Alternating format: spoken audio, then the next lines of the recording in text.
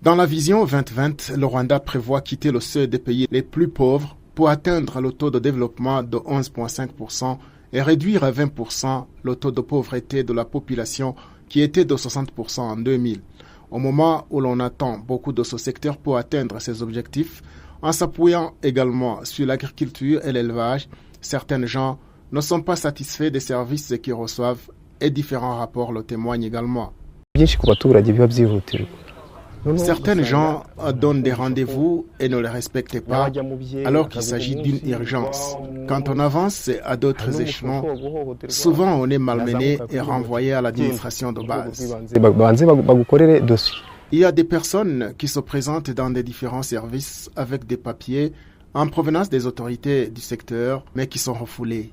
Des conséquences peuvent survenir quand il s'agit par exemple des jeunes filles enceintes. RDB précise que chaque année, le pays perd près de 25 milliards suite aux mauvais services offerts dans certains secteurs de la vie nationale. Cette perte atteint les 27 milliards en 2014. En 2012, les recherches faites par Rwanda Appreciation Services Limited montrent que le clientélisme est l'un des facteurs qui sont à l'origine de mauvais services au Rwanda, surtout dans les secteurs de la santé, de l'éducation, de l'hôtellerie, du tourisme et aux aéroports.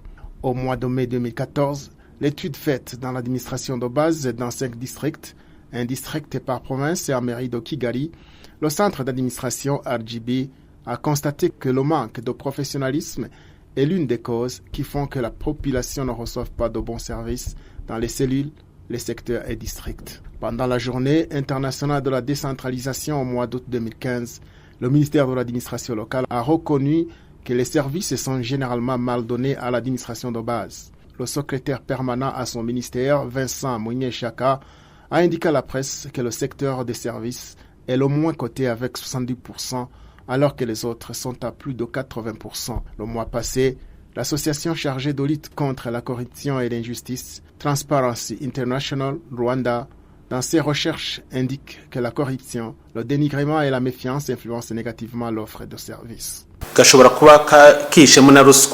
Dans la méfiance se cache en général la corruption, même si elle n'est pas apparente. La méfiance, c'est quand les personnes censées rendre service aux gens ne le font pas, ce qui fait que certains gens préfèrent abandonner ce qu'ils cherchaient, ce qui revient à abandonner ses propres droits. Une autre chose, c'est la corruption.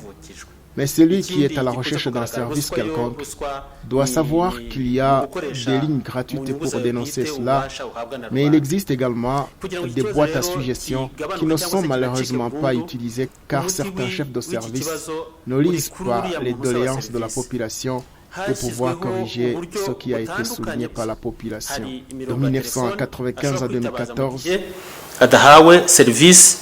les services ont contribué à hauteur de 9,7% dans le développement économique du pays, l'industrie à 9,2% et l'agriculture à 5,5%, comme l'indiquent les médias spécialisés en économie. Le secteur des services génère près de la moitié de l'argent qui entre dans le Trésor national depuis 2005, où ce secteur générait 43%, l'agriculture 39% et le secteur de l'industrie 12%.